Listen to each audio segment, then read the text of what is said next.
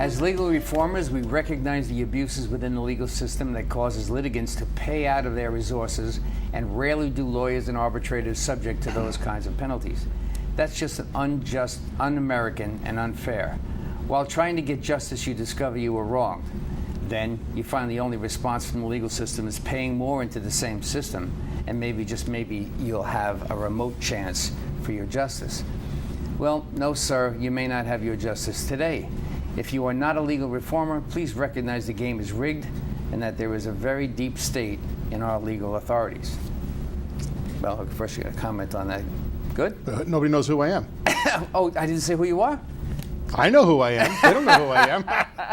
Gary Jacobs, President of Americans for Legal Reform. So you got yourself going. He's my expert. You got yourself going when you started talking about lawyers' fees. That's right. You know. Well, so, here we are, Gary. Thank you very much for showing up, by the way. Yeah, no problem. You know, it's an important subject because a lot of people and more people are running into these fee disputes because lawyers' business is not that good right now.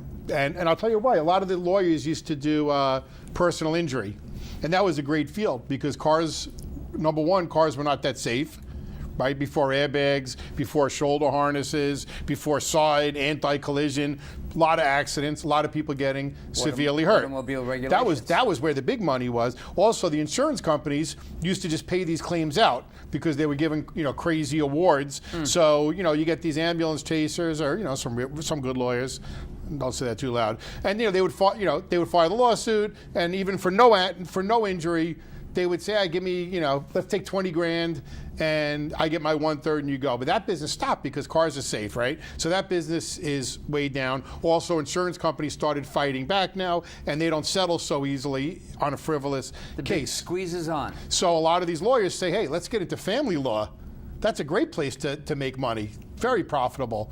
So they get in, and when they get a live one, they overcharge. And I think a lot of them realize that you can make a lot of money in family law. Because if you say to somebody, hey, listen, if you give me this much money, I got a good chance you're going to get your kids, you're going to get your house. And sadly, they make that decision early on when you give them an interrogatory. Well, when they get their money, the net worth statement, they know what you have. So a lot of lawyers are getting in, and a lot of them are like taking a big hit. So if you go to a lawyer and you got $100,000 available, man, you're like, you're a gold mine. You're an A client. So there's a lot more lawyers out there now fighting for this family law dollar.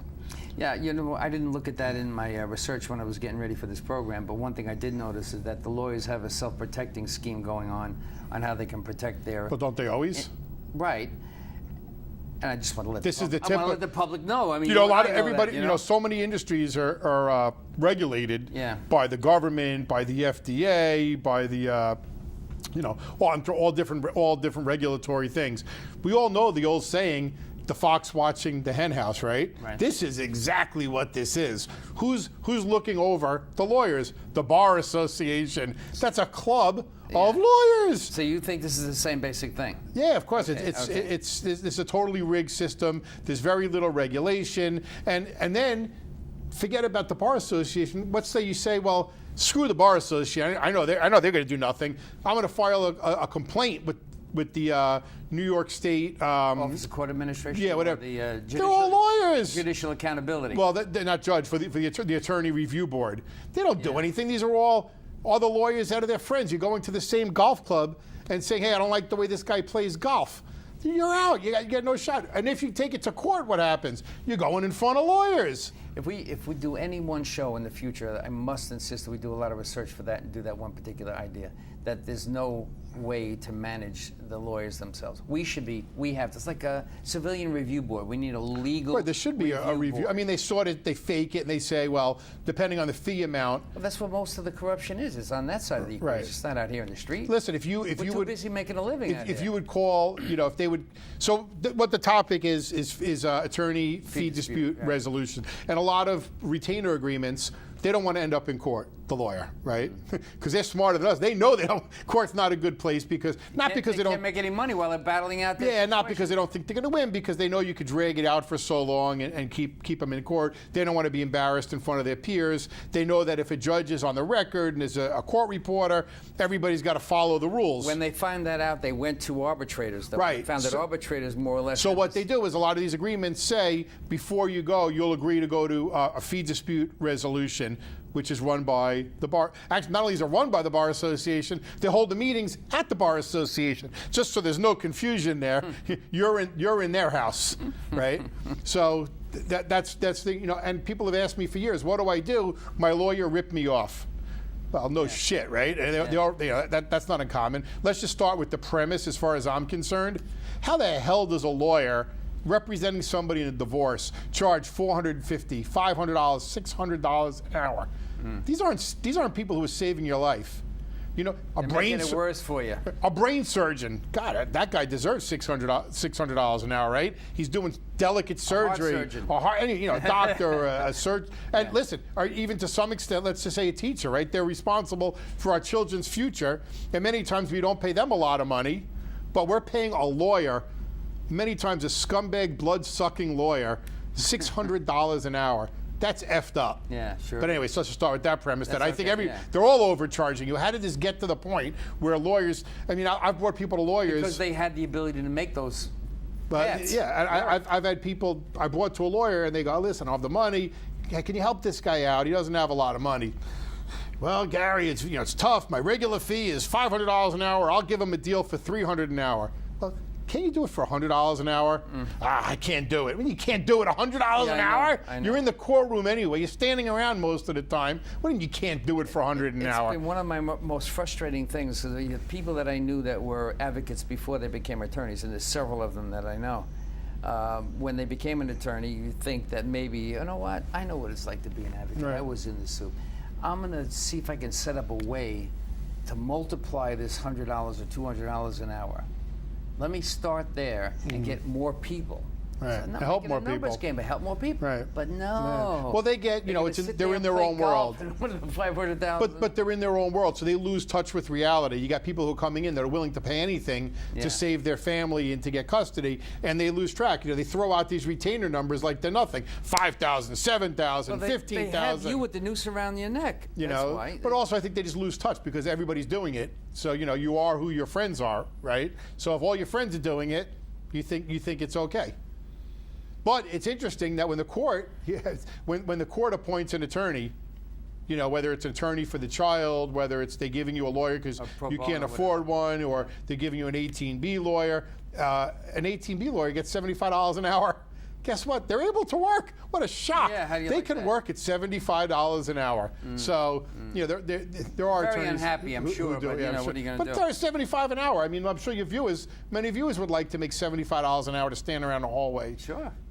A lot of people would be happy about that. They're also going to mediators, of which I am one. And I could see that because in a mediation, you're not really tied to the investigatory aspect of what someone did, other than the services provided, and whether the agreement was the type of agreement that was functional. Well, you're talking about mediator. You're talking about an outside mediator, but that's not what you're No, they have obligating mediators also to go to. But when you're doing the fee dispute, when you do the attorney fee dispute, you're going through the Bar Association. Well, most of that's in New York. What I looked at is some of the out of Oh, okay. Yeah, I'm talking about. That's true. I'm talking locally, But- Suffolk and Nassau but why County. couldn't that apply? I mean, think about it. If you wanted to get something done, you go to somebody who doesn't have any eggs in the basket. Well, and your skin in the game, right? But I'm talking about Suffolk because that's the only research that I have. Yeah. At Americans for Legal Reform, we are national, but Right. we are here on Long Island, so that's where my experience, and I've had a lot of experience in fee because dispute. it exists, it's a possibility. I'm sorry to interrupt you. Go ahead. That's okay. So the issue is, I've had a lot of people who come to me and said, my attorney ripped me off.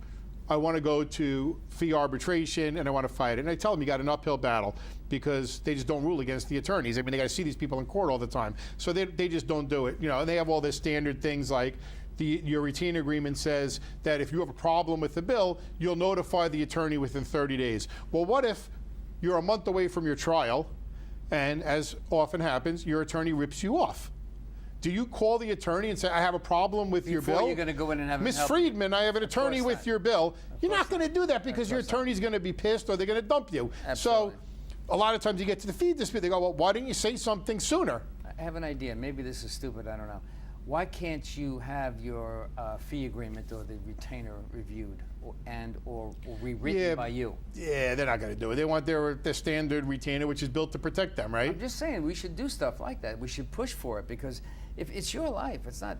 They're just protecting their own interests when they write up these fee agreements. Oh, yeah, of course. It's not protecting you. Right. So what? And I'm going in to hire them for my services. Why shouldn't I have a right to have that? I would agreement certainly look the way say you it can does? probably ask to edit it, but the attorney's not going to. They're going to I laugh. say let's start a campaign. Let's do it because ask it you makes out. sense to me. But a lot of people come to me, and I've learned a lot over the years.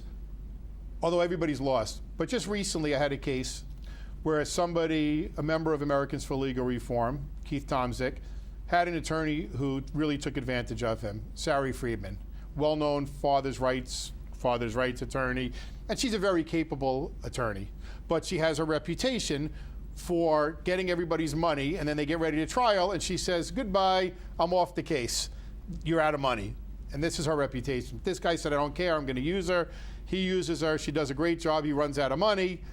I think she charged him in 7 months over $60,000. This is a guy who was fighting for custody and was basically broke, and she did a good job up until a certain point. But long story short, in his opinion and my opinion, she overcharged him by over $20,000. That's a hell of a lot of money. $20,000. So that's about an 1/3. overcharge. That's not. He has paid into One it. third overcharge. So she gets off the case, and they decide to go through a fee dispute. And I said, Keith, I don't want to lose this one. This is way too much money, and this is a glaring case where I think we can finally win. So we study the packet that the Bar Association gives you. And for example, one of the things is send us a brief, is the word, description of your dispute or complaint. What does brief mean? That means short, right? They overcharged me, they didn't do this, they didn't do that. And then you're supposed to get a response. He never gets the response. He puts in his brief dispute. And we're reading it. I said, you know what? This is going to end up in court. Some way or another, it's going to end up in court. Hire a stenographer. Well, I don't know if I'm allowed. Let's look at the book. We look at the thing. It says you're allowed to bring in a stenographer if you'd like. So he hires a stenographer. She shows up, and the first thing they do is when she gets there, before they tell her, they tell the woman, don't set up. And they're laughing at her, literally laughing. You're not going to be able to do this. You're not allowed to be here. She didn't know, so she sat there and waited till Keith Tomzik showed up. They said the same thing. I'm sorry, you can't have this person here recording. He says, well, your own paperwork right here says you can bring a stenographer. Yeah. Oh, wait 1 second, let me check. They take the paper into they the back didn't know. room They just did whatever because they nobody's could. ever done it. Yeah. They come back, now they're all off guard. Sari Friedman's got her and 2 other attorneys with her, so obviously she took it seriously but didn't know this whole thing was going to be transcribed. She probably thought it would be her word against his word. They end up trying to start the arbitration without the court stenographer being set up. They're not stupid. They're lawyers. They figure if they start it, they could say, well, it's not a complete, this isn't the complete hearing. She doesn't have all the information. The names weren't on file. We said this beforehand, but luckily the court reporter was good. She was an experienced court reporter. She came from an agency in Nassau County called On Time Court Reporting out of Mineola. And the woman said, excuse me, I'm here to do the hearing. You can't start it without you. I need to get everybody's appearance, and I need to go around the room and get the positions and identify everybody. So like, oh shit, here we go. So they did. They get everybody's position, but this whole thing ended up being a farce. It was a joke. They told him, well, first of all, you can't bring that up because it wasn't in your paperwork, which you know in court is true. If you file a motion, you can only bring up what's in the 4 corners of the petition. Their rules said, give us a brief description. It didn't say put everything in there. So they tried to cut him off on stuff that wasn't in there. At one point, he was asking questions about how long something took, and they basically said, if they said it took that long, that's how long it took. Well, that's the freaking issue. You know, they charge you for an hour to fill out a one-paper conference request. Come on, that's crazy. You know, so he asked. There was, I think, $7,000 worth of work done for his financials. And he says they came in with their hand truck full of paperwork, and he says, the burden in the paper says is on them to prove that they did the work. They have to show that they did the work. You can't just bill and say, yeah, but I don't have what I did. So he said, I'd like to see what I got for my $7,000+. Sure. They couldn't produce it. So at the end of the day, at the end he walks out, and then they cut him short. After less than 2 hours, now he was never told there was a time limit. He was. So things were normally accepted by each other in the group of lawyers. Well, there was. and I think judges there was. and I stuff. think there was 2 lawyers in the. But they could pass along information. Oh yeah, that's okay. Yeah, he said that. It was like a judge. They And were they acting did like, that. oh, but thank God he had it recorded. In fact, he walked out. Then they cut him that's good. short, and he walked out, and he called me. He said, "Well, look, I obviously lost that thing. It was a farce. I think there was a connection between one of the ladies, and they were totally protecting her, which I ended up seeing the transcripts. He ordered the transcript. Oh my God, it is so clear." Glaring Yeah. that now we got to sue the Bar Association for fraud, and he has to file an objection. It was, malpractice. But interestingly enough, this is the one case that they ruled somewhat in his favor. They told him that. Somewhat. Well, I say somewhat because he was saying that he was overcharged by $20,000.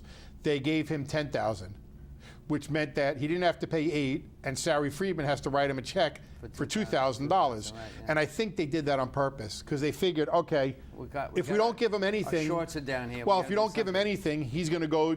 It's called trial de novo, and he's going to go basically appeal that and get a real judge, and it's going to be in a real court where they follow the real rules, and he's going to win because it was clear what Only in he family did. court could it happen And he like that. figured what he's also going to do is if he doesn't get it, he's going to probably come back and sue us for fraud because we didn't follow any of the rules. So let's throw him a bone. I like to use that because I'm in the pet industry. So this way they're both probably not happy now. He thinks he should have got 20. She probably thinks she should have got nothing. There's always a way But to it's make still, everybody happy. it's still, when that's what happens in mediation. win, it's not a But that's win-win. why sometimes I don't like mediation, Chris, with these court-ordered things, because what they do is they split the baby. Yeah. Almost all the time they go, all right, you're asking for 100, that's a let's court- do 25 and 25. He should have got 100% of it. Mediators compromise too, but in court, the splitting the baby is more likely than it is in mediation. Yeah. Okay. Well, to me, some things are court-ordered right and mediation is wrong. not the same as independent mediation. Right. Some things are wrong, right? Yeah. If he was overcharged by 20, give him 20. So we asked the couple on the other side who's been hurt by this one idea like this one, and we asked, is there anything that you can do to compensate the advantage that it appears to have had here? That's the worst I'll do in a mediation. Otherwise, I don't suggest anything. I Right. let them work it out. Right. When they come up with something, you'd be surprised how they recognize. Okay, I screwed up. You don't get that in an arbitrated. But I also mediation think it's case. something, what I like, because what I like to do is sometimes I'll ask the person, what do you think is fair? Right. It's that kind of thing. And It's the same sometimes type of people, thing. usually people will be fair. I mean, sometimes they'll You'd be be ridiculous. surprised how often people You would be you would fair. be surprised how often. So listen, what do you think? What do you think would be a fair number? You know you're not going to give your wife nothing, right? Your ex-wife. What- What do you think, sir, is a reasonable amount? And usually people, they know what's fair. So another way to do it is to say, okay, so out of this particular issue that you've advantaged yourself $8,000, and out of this particular same situation, I'm on the upper side, he didn't advance himself more than $3,000 or $4,000. Can you see that the advantages that you both had are unequal, and is there any way that we may be able to compensate for it? It's Right. another way to handle Right. a mediation with a difference, which was pretty much what they did essentially. Well, no, they just weren't fair. He should have got 20,000. Eventually, well, he should No, have they gotten gave him more. 10. He should have got the full 20. He was ripped off. That's my opinion. Yeah, it could be right. I don't, You know, based on what you said, yeah. Yeah, based on what I saw and my opinion, he should have got the full. First of all, what did somebody do in a court that she would get $60,000 from one client in 8 months? The guy's not a millionaire. He's not his only client. Let's say she has 4 suckers like him. What's she make, $200,000-$300,000 a year on 4 clients?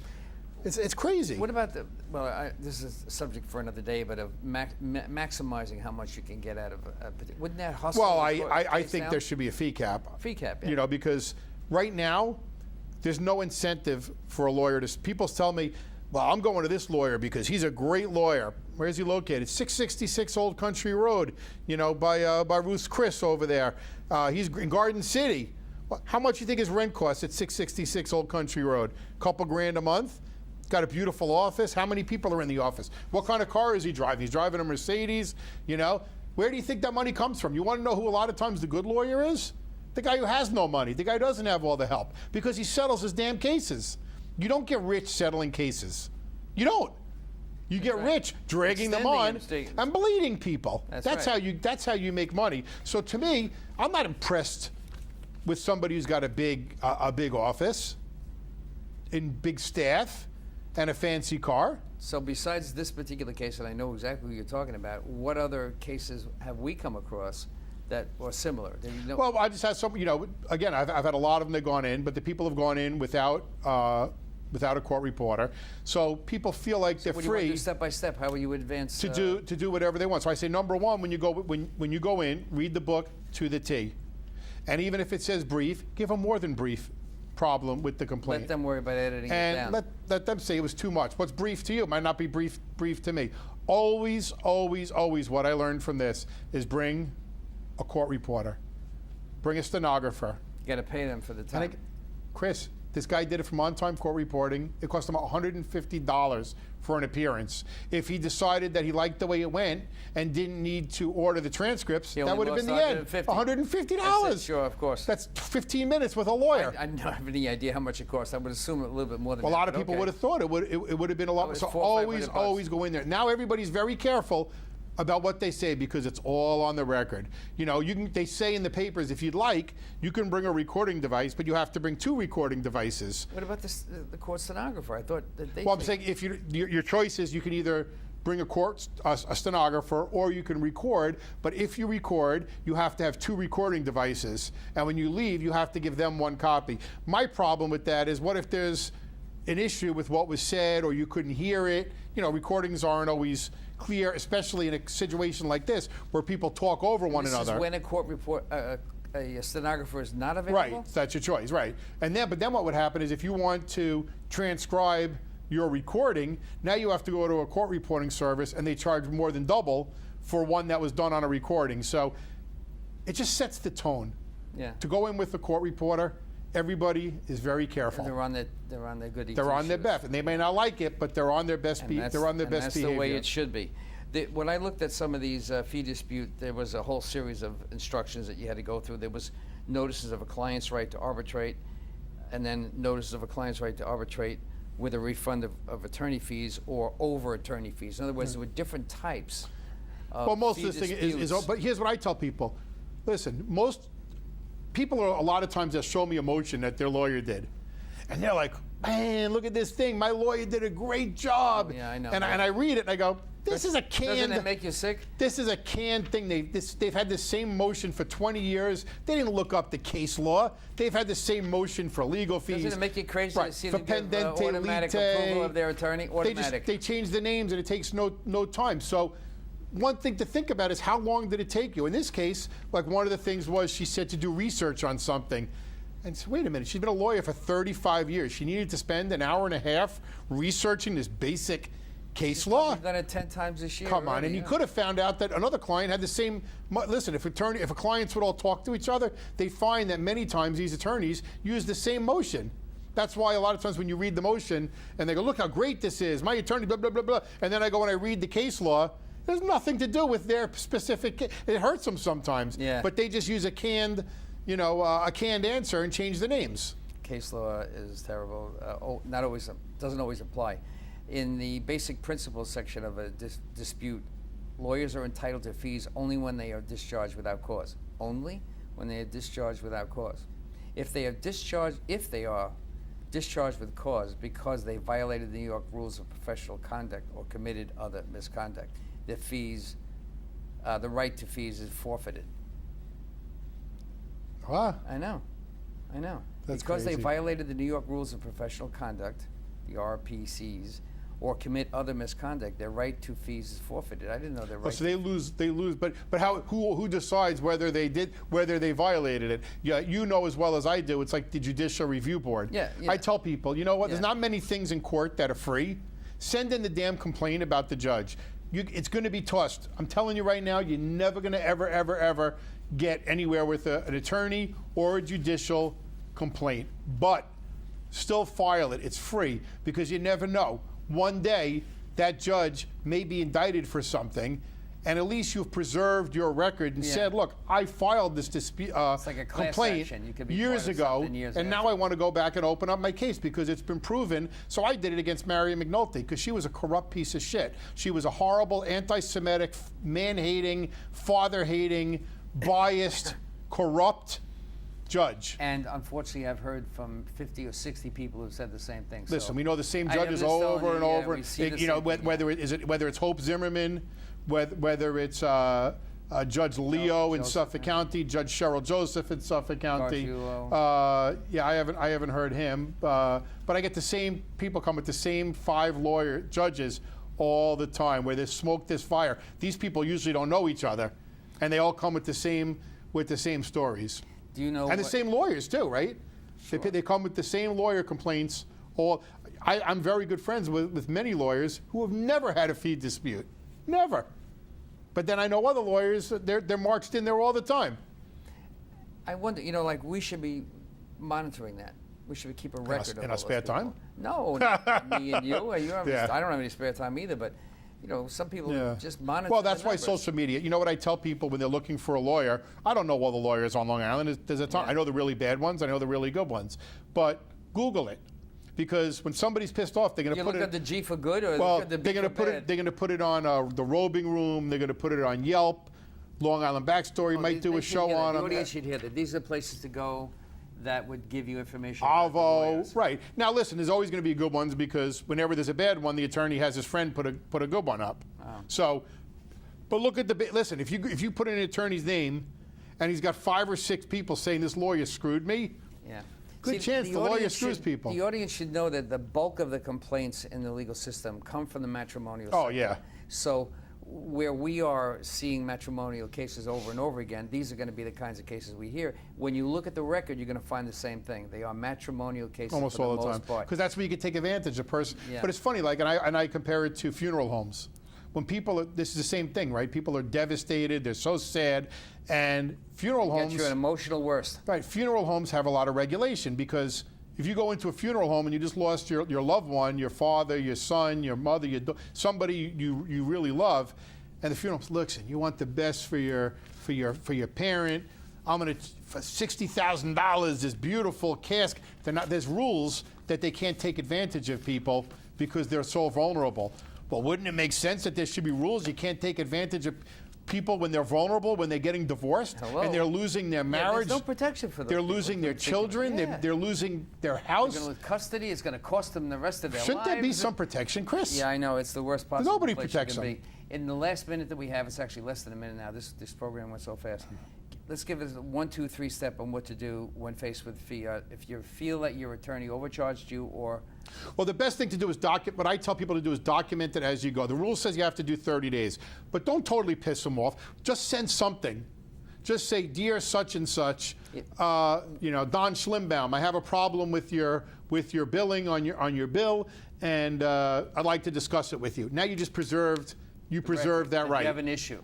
Then you can. Well, if you really do, listen. This is important for the Because the there are some audience to hear attorneys that this. don't Okay, go that don't ahead. rip you off, right? Yeah, But I did it. I didn't look at my bill. But you're not pissing them off. You're not starting off. on a Right. bad You're just track. saying You're saying, I'd like. Hey, I don't know about this. It doesn't Right. look right here. I just want to let you know. Because the could first you thing they're going to review ask this? you in the dispute is, did you you notify complain? your attorney? Okay, The there you second go. thing is I want everybody to ask, when they get into the review board and they have that stenographer that they hired from On-Time Court Reporting, I just love them. That's why I keep plugging them, because they did a great job. The day before, they brought somebody in for Mr. Tomzik to do his thing. But in front of the court transcriber, ask everybody on the board, Mrs. Such and Such, I just like to ask, do you know Ms. Friedman? Do you know this attorney? Well, maybe yes. If they say yes, what is your It relationship? could be an impropriety. Yeah, well, I'd like to object because I don't want somebody on here that there's an appearance of impropriety. Just get it out there. They're not going to say, okay, we're going to step down, but get it on the record that either they know there was them. some If they don't relationship. know them and then you come to find out that they did, then they got a Anything problem, else, and real quick, in a and couple you of could seconds? sue. Nope, I That's think it. Gary Jacobs, Americans for Legal Reform. Thank you very much. And you're watching FIT TV, the program that brings you behind the scenes of our divorce culture. And FIT, you know, you cannot get this information on your own. Oh, you cannot. So we will bring it to your TV every single week if we can. Thank you for watching FIT TV. My name is Chris DiMaggio. See you again next week.